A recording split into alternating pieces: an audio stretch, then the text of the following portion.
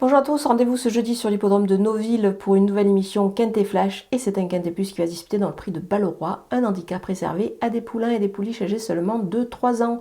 Un Quintet Plus plutôt intéressant avec 16 partants qui vont évoluer sur la distance de 1500 mètres. C'est la piste en sable fibré, des révélations certainement attendues dans cette épreuve et des confirmations avec des éléments qu'on connaît bien à ce niveau de la compétition.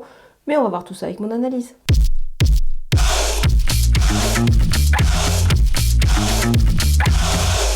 On attaque avec mes bases et numéro 7, Tawafuk, qui a tout à fait le profil pour se révéler à ce niveau-là.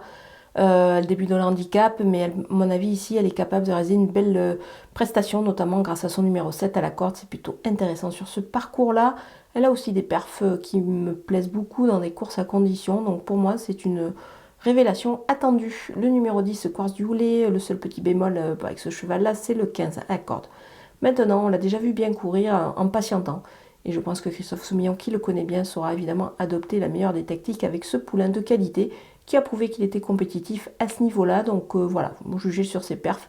Il s'annonce redoutable pour la victoire. Le numéro 3, Big Log, il a prouvé lui aussi qu'il était compétitif à cette valeur dans les handicaps. Il a aussi la distance largement dans ses cordes. Donc c'est un candidat assez sérieux. Les opposants avec le numéro 8, Olympique Message, il a déjà gagné sur ce parcours son handicap. Moi, je pense qu'il demeure compétitif à cette valeur, donc on va prendre en compte sa candidature. Le numéro 13, Adeva, elle mérite un crédit sur ses débuts dans cette catégorie-là. Moi, je pense qu'elle est capable de se reprendre et de réaliser les perfs qu'elle avait réalisés précédemment sur ce genre de distance. Donc, attention à elle. Le numéro 15, Tremblant, je pense que c'est un poulain qui est sur la montante. Il a réalisé des débuts plutôt intéressants dans les handicaps. Je pense qu'il devrait pouvoir progresser là-dessus. Donc pour moi, il s'annonce compétitif ici. Le numéro 9, Murciano, il a prouvé qu'il avait la pointure à ce niveau-là. Évidemment, il sera encore dans le coup, je pense, à l'issue d'un bon parcours. Mon coup de poker, c'est le numéro 11, Be The King. Il débute dans le handicap, mais ce sujet qui fait preuve vraiment d'une belle régularité est capable de bien faire d'entrée de jeu à ce poids-là surtout. Il se présente avec pas mal de fraîcheur, ce qui peut être un atout aussi à cette période de l'année. Donc voilà, il me plaît beaucoup et je pense qu'il est capable de se glisser à l'arrivée de ce Quintet Plus. On poursuit avec les outsiders et le numéro 4, Moving Colors. Elle n'a pas convaincu pour ses débuts évidemment dans les handicaps, mais attention, elle a beaucoup tiré en partant, donc moi c'est pour cette raison que je lui accorde quand même un crédit dans cette épreuve. Elle peut se placer, pourquoi pas. Le numéro 16, Fille du Roi, et elle peut profiter de sa forme, même si elle monte de catégorie, pour se glisser à l'arrivée à une cote plutôt intéressante. Le numéro 1, Rising Up, il retrouve le handicap mais demeure chargé. Plus le 16 à la corde, c'est pas non plus évident. C'est pour cette raison que je l'ai mis un petit peu plus bas dans ma combinaison.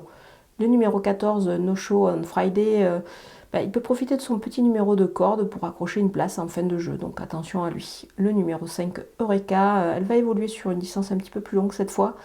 Mais attention, si elle tient, je pense qu'elle est capable de, pourquoi pas, se distinguer. Le numéro 6, Bellafonte, il vient de changer d'écurie après sa victoire pour sa rentrée dans un réclamé. Là, il débute dans le handicap, il faut voir. Mais c'est pour cette raison que je m'en méfie quand même en le laissant pour une combinaison élargie. On termine avec les délaissés et le numéro 12, Vivernus. C'est une rentrée le dernier coup. Voilà, c'est pourquoi pas une possibilité en fin de jeu, mais bon, il faut prendre un petit peu des risques aussi à l'arrivée de cette épreuve. Donc c'est pour cette raison qu'il fait partie des chevaux que j'ai écartés. Le numéro 2, Aaron, désormais en 39 de valeur, pour moi c'est un petit peu compliqué. Donc je vais m'en passer aussi dans cette épreuve. Voilà, on a passé en revue tous les partants de ce Quintet Plus Deauvillé. Je vous laisse avec ma sélection et mes conseils de jeu.